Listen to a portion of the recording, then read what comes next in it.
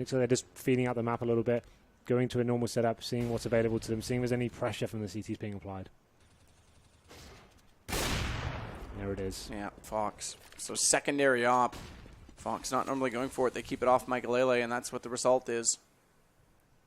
Leaves Mike inside A, though, to support with Rain. Rain's got a very forward position. We haven't really seen them use this, and they're going to go for the flash play to let Rain get in. Does he spot Angel? He does. That was perfectly executed. Angel was completely blinded by that. Yeah, they do that quite a lot, flashing Rain into that area. He's so good at getting that first entry frag, and he's got some great intel, saw the player, calmly killed him, and now it's a 5-on-3. And now HellRaisers got everything to play for. They need to find a kill. They've got less than a minute left on the clock. Have got some utility to play with. They wanted to execute onto A bomb site. They can do it. They have players there as well. And here we go. Kinguin's last chance to prevail, and already it's slipping away because 2 kills, Doji and Adren. Going the way of HellRaisers gives them back the A site to allow the bomb plant to come in, as Kutcher will put that down in safety. No smoke out. Now there is on the right. That was late to be deployed. Dennis going to flash through this, but his team flash... Well, I'm not sure if that was a team flash or if it actually did come from Quad. I think it was his teammate had it already done so for him, and he actually got caught by it. So this is buying more and more time for HellRaisers. And as they go, watch Kutcher, because he's in the hot spot, and it's a perfectly timed peak. Closing out the round will be Dojia. All 3 remaining players picking up a kill, and it's 14 rounds now. This has been a lackluster CT side from Kinguin. No rounds yet to their name. Horrible stuff. They even got the first 2 frags in. It was a 5-on-3 situation. We were talking about them not even getting back into the round. And all of a sudden they walk into the A-bomb site. Very simple execution. Find 2 frags out of nowhere. And then it fell apart for Kinguin. And now you can see 14-7. They've got a force buy out. Not a single kit on the team. 2 smokes to play with. This one is going to match point right now. I'm going to quote you on that. Yeah? Yeah. Please do. All right. I will. Oh, God. Because why are you doing this to me, Michaelele? I know. Mike's got my back. As Angel now is going to pop a flash back into toward A. Mike's already made it back in behind Quad, though, so safety achieved. Free kill, essentially. Does lose 61% of his health if we're going to be technical about it. If we're going to be fussy. Mike Lele, though, still has the chance to look towards Squeaky. Where that door's open inward, he can actually see quite easily down the hallway, but the same can be said for Adren, who's trying to spot on top of the site. So Michael Lele with lower HP has to be careful about that. Rain this time is also pushed up close, but they won't be going for the flash play. That'll be too telegraphed after doing it last round, being successful on it. Angel will be ready, but he is above. He's on the catwalk, not in the corner, and Angel just walks out into that. So it's now a 2-man advantage for Team Kinguin. But watch for Mo, as he has this Dragon Lore, and he's getting a heck of a lot closer to the B site. Good patience from Scream. Needs to catch the second shot on a Kutcher. Doesn't do so. That'll bring it back to 4 versus 2, and Kutcher's going to continue forward with the same sort of domination and accuracy to take down Fox. Flash comes out to allow him to potentially take Rain. It looks a little hairy, and finally a response comes in, because this round also was slipping away, and you may have gotten your call, and it would have been match point. Adren able to fake out the bomb and look for an additional peek, but this time he has to hold it because it's 4, 3, 2. They're pushing on top of him. Least goes down, and what a shot. Adren has a chance at the round and nearly makes it work. Michaelele goes down to 12 HP. But no kit, lots of time. It's not going to be match point, Henry. It's not going to be, but what a valiant effort that was at the end. And it really has affected the CD economy. They're going to really be struggling going into the next round as well. They have saved, what was it, 1 AK they'll be able to take out of that, or 1 M4? No, an AK there. But looking at the money now, it's going to be another force buy for them. Terrorist money is very strong as Eudocia on a nice little 10k there, so they could potentially roll out an AWP if they want to. And I don't think they will. It's going to be 5 AK setups for them. And Scream, what gun has he got in hand? You can see the silent USP right now. He's going to take the AK, of course. But you can see how weak they still look here. 3 Famises and 2 actual rifles to play with. See how this one goes down. But again, this is just another huge round. They obviously have to win here, and it's going to be up against the ropes now. Fox, though, does give Kinguin another man advantage. Same as last round. They get the first kill. Scream pays the price for that aggression, though. He goes back down to 8 HP. As Dojia getting a little bit fancy, tries to spam through the garage at A main. Mo's still going to be patient here toward the toxic barrels. Bomb's beside him, by the way, so indication that they're just looking for picks where it's on the ground, and they are fanned out across the map. Angel finally going to put some pressure in toward A main. That's where Rain and this time Dennis, not Michaelele, are waiting for him. Michaelele's over by the E-box. Different position entirely. Does it work is another question because so far there's no smoke to cover off that position. Usually there will be on the entry, but meanwhile at B, Fox does take down Doja, so the initial entry doesn't work. Smoke now on CT, but they know there's at least one more in the site. Where's it going to be? And it's going to be Fox, timing it perfectly, and Scream doesn't care how much health he has. He just wants to make sure his enemies got less, and he's successful in doing exactly that. Leaves it down to Angel. And Kinguin, getting the last possible round required, have now put them on the back foot because HellRaisers are looking at potentially an eco. More so because they won't even get a bomb plant in this round. Well, you can see Dosia does have $5,700 still, so I think this is where it's going to get interesting. Obviously, Angel saving an AK, that's great for them, but he won't have any money. So the options are, it will be a reasonable buy. If Dosia could drop 2 Galils, perhaps, that would be good. But I think they know they have enough rounds on the board here. They don't need to do anything too silly. Like forcing this would be a questionable decision. Maybe dropping some Tech 9s with the rest of the guys would be a good call. But let's see how they approach this one. Finally, Team Queen can get some decent guns, 4 AKs in their arsenal. And they just need to take this round for round now. If they get to double figures, they could have a real chance here. This is obviously a huge one for them. They need to make sure they tie this one out pretty convincingly. We know that flash is being set. Where is it? They're going to push through with it. The pistols, are they able to do anything at all? Because they're all pushing in. They don't have the answer for Angel, who's up close, so he does get 1 back in return, but 2 kills as opposed to the 1 definitely still works out for Kinguin, and now you can add to that total because Michaelele caught the chasing Angel. He's going to do more than just that. The guardian Angel of the A site. So double digits now for both teams. Kinguin's starting a bit of momentum. There will be guns, though. In fact, there'll be lots of guns. Doja has more than enough money, and he brings out the op. No surprise. He'll toss that over to Mr. Mo. Interesting enough that Kinguin haven't done that. Maybe they felt the AWP wasn't having the impact they once planned. Michaelele started with it, then Fox had to go.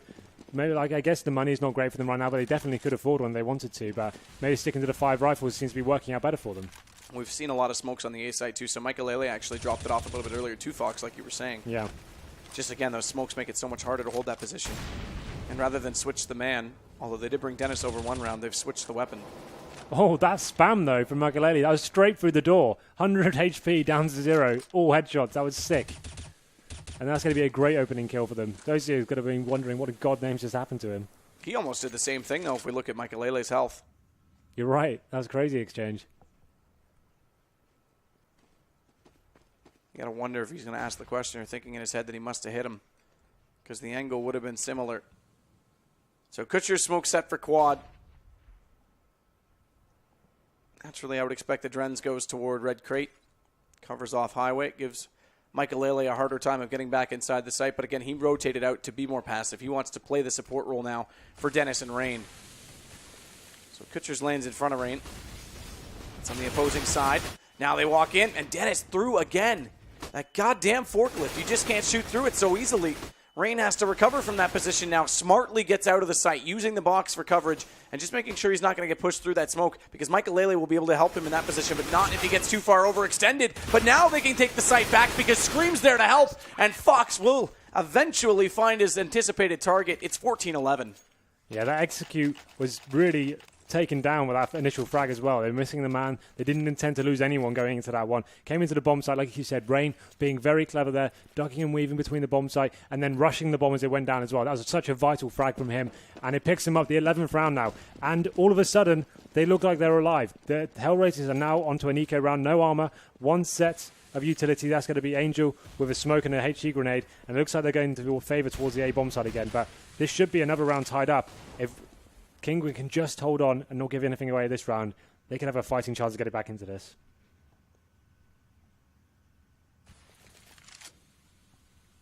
So Rain again is going to dance around the site. Not quite as under much siege as before.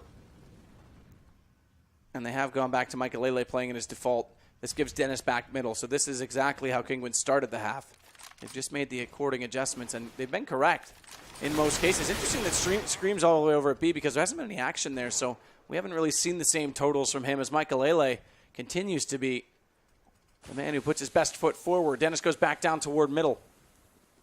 And he'll find at least 1, make it 2. Adren walking out, and he was obliged. He anticipated the duel, but couldn't do much of it. Michael again just adding to his totals. So this is the round where it gets really interesting. The full buy comes in from HellRaisers, and Team Kinguin have a couple of options here.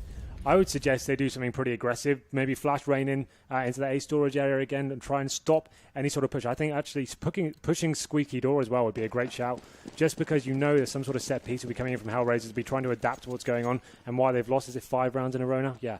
So they'll be looking to do something a little bit different here. I think an aggressive push from CTs would be perfect. Maybe that counter boost as well. And the boost, though, not countered, although it does have a player down below it. It's spotted. Angel saw it just before the damage could come through from Dennis, who is another player, much like Michael that continues to lead the way. In fact, I thought Michael was further ahead. He's not. Dennis now takes back the lead, but that's irrelevant.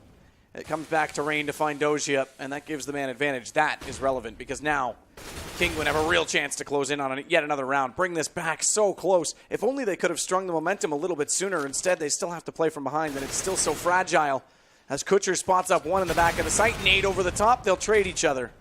Fitting, in fact, that Fox and Kutcher do so, but Scream's there to close the round. It's now 1 the difference, and HellRaisers have to start to get frustrated at this point. Well, 6 in a row for Kinguin means that HellRaisers get the maximum loss bonus now, so buying guns won't be too much of an issue, but they're not getting bombs down either, so they won't have full buys going into this. They will be able to get full rifle setups, but they're going to be missing the key parts of the utility. I guess they'll have a few smokes, maybe a couple of Molotovs, where they won't be able to do full executions here. But all of a sudden, Kinguin are looking so strong. Ever since they got that 5 rifle setup and got rid of the AWP, the crossfires are there. They're making sure they make the vital kills. It seems a lot more efficient than when they had the AWP coming out. So HellRaisers now look like they're actually going for a fast AXQ. Pop flash is coming in. Who's going to get the first frag? Well, it looks like Rain is going to be exactly that man. Also dropping down, finding Adren as he comes through. Michael got 1. He's still alive as well, so they haven't been able to take out Quad. Finally, they do. That gives them the chance to push forward onto the site, but the bomb's been dropped at the default. And it's also within the vision of the CTs because it gets flung just slightly too far forward to make it probable for a regrab here. And Doja, as the last man left, can do nothing of it. 14-14. Great comeback from Kinguin. 4-man for Rain as well. He's playing out of his mind right now. Amazing A control from him. He's the main reason they're holding off all these pushes onto the bomb site.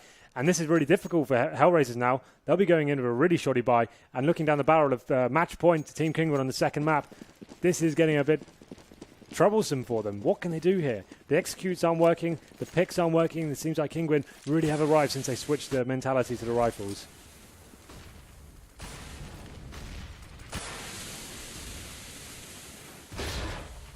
Can't wait till we ban everyone in chat for spoiling. As Scream. The good news is they've got a lot of people sharing misinformation, so Butcher's going to put some through the smoke.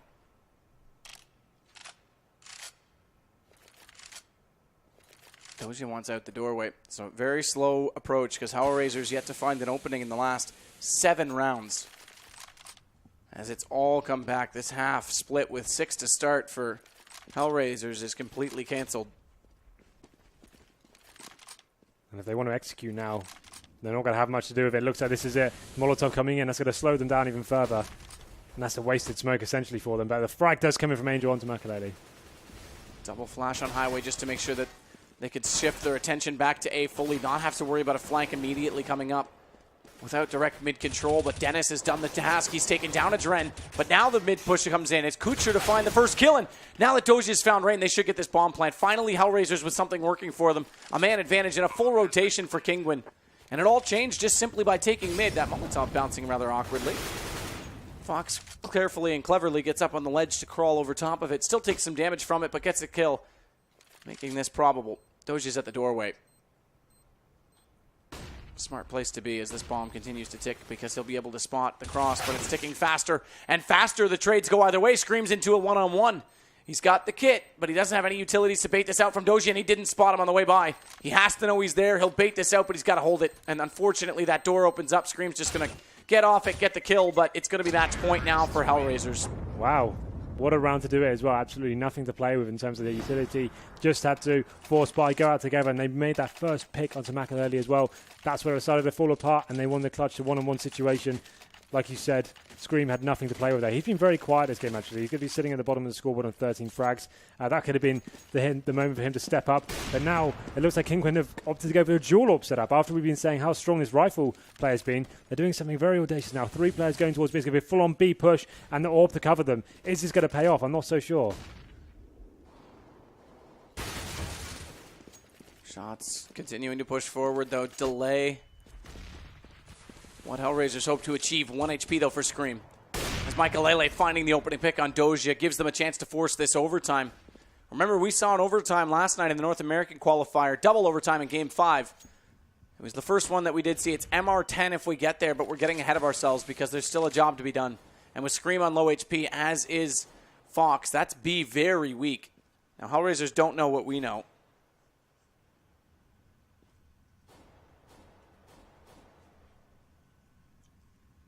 Therefore, they can't act accordingly as Dennis is just weighing. This is so passive. He doesn't want anyone to work in the middle, but at the same time, he doesn't want to take an overextended peek. Does allow Angel to walk up the side, but he's spotted on that flash. Well played by Dennis, because initially he was just watching the vent to make sure they don't split the B site. And now they're going to go, though. He gets into vent Kutcher, so he actually gets past Dennis after staring at it for so long. And like mentioned previously, they're very low inside the B site, so this is a very good chance for HellRaisers, but Fox on the peak with the op does get the initial pick. And they both go down immediately after, but it brings Dennis over onto Heaven, and still gives the man advantage to Kinguin. Bomb is in play now, though, and Adren's got the sight. It's also going to be Mo. HellRaisers could close this out right now. It's on to Michael. He's got an op to go for the retake, but Adren doesn't have to peek, and he's dropped in. They've definitely heard this, have they not, in the AK? It will be sufficient. Mo getting the kill, 16-14, close as you like, map 3 incoming.